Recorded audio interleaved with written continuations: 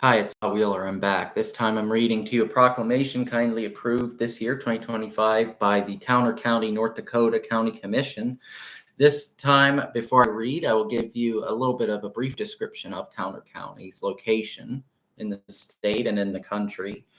Towner County is in the northeastern part of North Dakota, but it's in the part of the eastern part of the state that's approaching on the way to the center, north central part. So it borders Canada. It borders the province of Manitoba in Canada. And as I say, it's maybe one or two counties removed from the north central part, but in the eastern part of the state. And so it's very nice letterhead. Other places have given me nice letterheads as well, but I like the different colors on this one. And so, as usual, I'll show it to you before I read it. Here it is. And yeah, you can see the signatures of the commission chairman and of the auditor treasurer.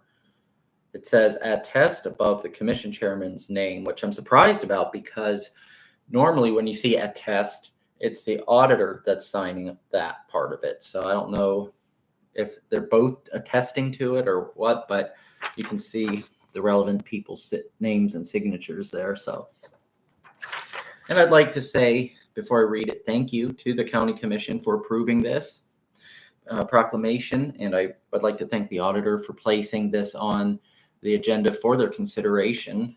And so let's get going here.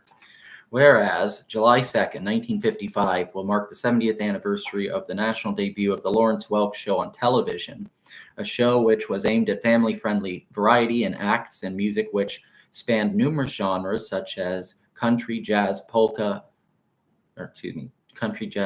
polka, and patriotic. Whereas Lawrence Welk, a native of Strasburg, North Dakota, took to the national stage values and love for music that started like crops in North Dakota soil, and the harvest benefited generations of Americans during times of war and peace, prosperity and difficulty.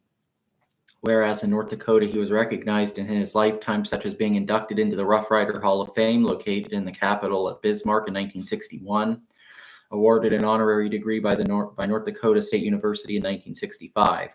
Later, his birthplace, the Ludwig and Christina Welk homestead where he lived until he was 21, was placed on the National Register of Historic Places and is today open to the public. Whereas many North Dakotans are of full or partial German and or Norwegian descent, it is noteworthy that Lawrence Welk was of German, and it's in parentheses German-Russian, heritage, and Myron Florin, originally from Webster, South Dakota, was the son of immigrants from Norway and was himself inducted into the Scandinavian American Hall of Fame in Minot, North Dakota in 1984. Their success stories are among the examples of how far Americans from anywhere in America can go with hard work and perseverance.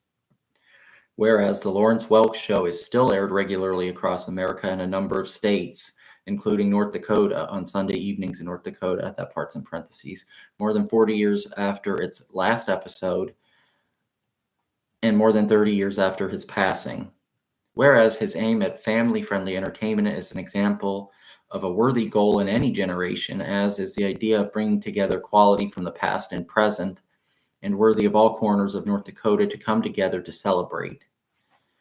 Now, therefore, the Towner County Commission hereby proclaims July 2nd, 2025, Lawrence Welk Day, and a day to honor the Lawrence Welk Show in Towner County, North Dakota. And so, with that, I say thank you once again to all involved in helping to make this happen. I'm very grateful for their support. And let's see. I'm trying to think if there's anything else I want to add. I want to say, if I remember correctly, that this is one of the counties where I did one of the Zoom call-ins, with the camera. Maybe I'm wrong about that. What I do remember, though, about it is that I spoke to them. I know I spoke to them, and somebody, I'm not sure who it was, said something about I must be quite a salesman, because I was talking about how I'd reached out to the auditors in all 53 counties in North Dakota, and I was naming different counties that approved it. because I feel it's important when speaking to commissioners that when I have all of these places helping me, it's important for them to see that not only do I believe that what I'm doing is a good thing on my own, but I want them to see that I am getting support. I am getting traction, and I'm getting traction in communities and counties of various sizes. Like I said before today, Fargo is the largest city in the state. Jamestown is an important city, but it has a smaller population, maybe 10, 15,000, somewhere around there. Then I've had counties as small as like Golden Valley and Steele County, those two counties on opposite ends of the state from each other. Steele County is in the eastern part of the state over near Fargo. And then Golden Valley County is in the western part. I think it borders Montana, actually. And so they have each populations of over 1,000, but under 2,000. And then I think Cass County, where Fargo is, has 200,000. And so opposite ends of the state, very different population sizes. And I think that, and Grand Forks, of course, Grand Forks County is also one of the larger counties, as is Ward County, where Minot is located. I think these are helpful things to be able to explain in a meeting. I don't want it to come across the wrong way. I don't want people to think that I'm just full of myself or that I'm just, bragging in an inappropriate way. But I hope that it comes across as me providing evidence that I have been able to reach out. I am trying to reach out, and that I am trying to make this a statewide effort. Ultimately, I'd like a nationwide effort, but at least for now, in the home state of Lawrence Welk, a statewide effort so that people, no matter where they live, can feel a part of it. They don't need to just be where he was from. And fortunately for me, I do have where he's from.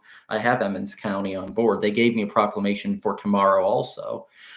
And Morton County, North Dakota, which also borders Emmons, is where his wife Fern was originally from. She was from a place in Morton County called St. Anthony.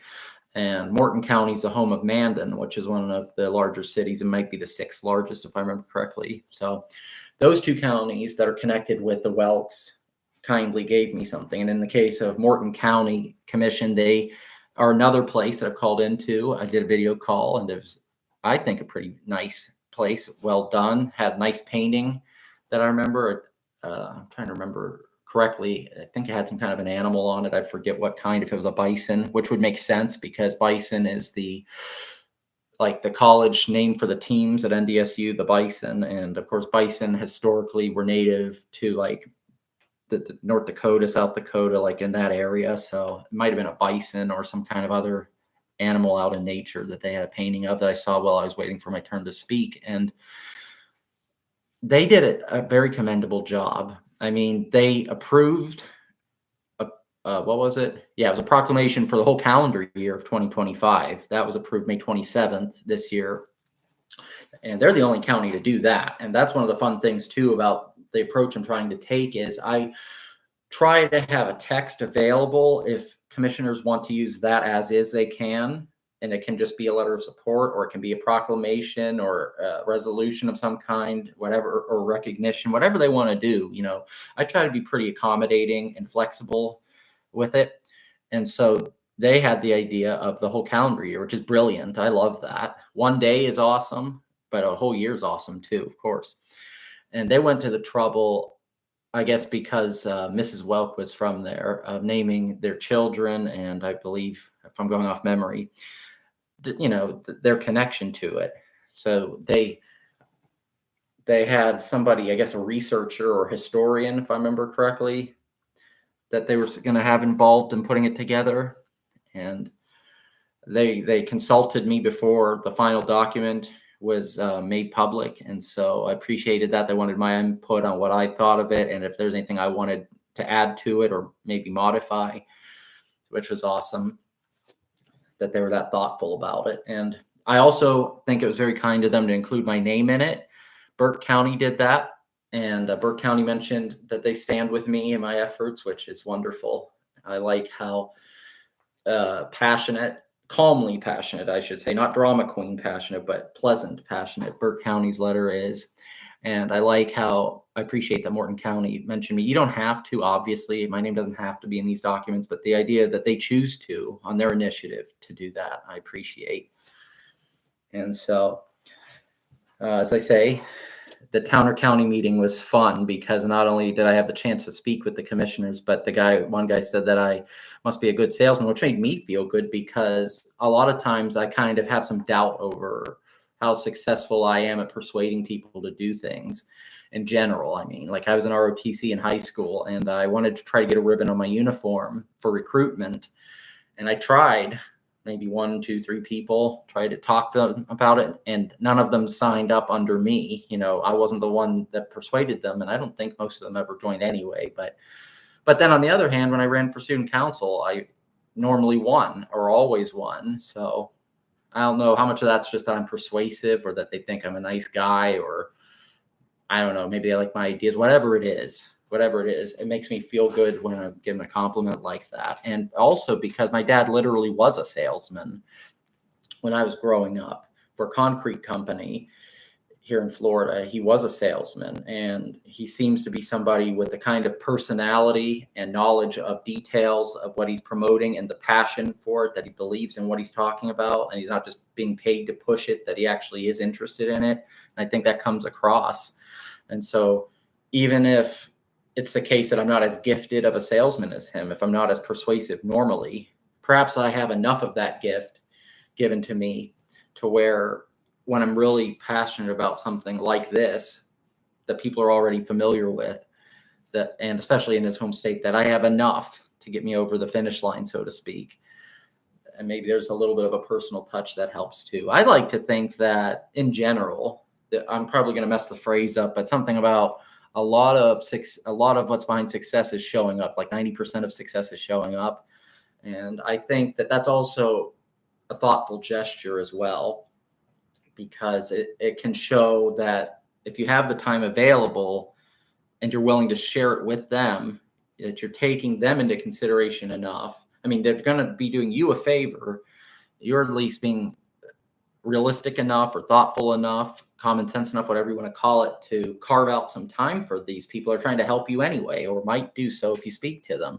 There might be places that if you just assume you have their support and you don't even offer to show up, even if they would have given you support, maybe they won't now, or maybe it's not that they don't agree with what you're doing, but if you don't even offer to be available, they might think, is this legit? Is this a prank? Is there something behind this that's legitimate? Or at least if you can see me or hear me or have my contact information, should you want to reach out, I like to think that that helps to improve the chances of success, because they can see that I'm willing to stand by what I'm talking about, that I'm there to answer the questions if there are any. And if they want additional information, I can try to give that to them. So, so when I heard that was nice, because it gave me a little bit of a boost in self-esteem. And it also was nice because my dad is a good salesman, especially when he did that as his job. It seemed like he was very good at it. And being named after my dad, whenever I can have something positive said about me that I can compare with him, that makes me feel good. So with all of that, if you're not yet subscribed to this channel, Lawrence Welk Tributes, please click the subscribe button and ask others to check it out, share it with them. If you like this video, please click the like button. Please, if you feel comfortable, leave a comment. It's up to you what you share, of course, but some ideas might be, if you're over 18, how old you are, where you're from, why you're interested in the show and this topic, how you found my channel. If you have any stories, memories, experiences you'd like to share with the public and me, I'd love to hear them. And if you have anything that might be more private or sensitive, such as contact information for people that you might think might be worth reaching out to for this to get support from, but it might be information that should be kept between us and not shared with the public, there is an email address you can send it to. Before I tell it to you, know that the part that says 70 is the number 70. So the email is the 70th anniversary at gmail.com, and you can send it there. Or if you're not giving me information of other people's and you just feel more comfortable telling me in a more private setting your experiences, that's fine too. It's up to you. But I would like and appreciate your comments if you'd share the videos and the channel, if you click like and subscribe if you're not yet subscribed. Let's see if I have anything else I'm going to try and share here today. Let me see. Oh, yeah. Okay. Yeah, the city of Wilson. I want to do that one next. Thank you for watching and take care.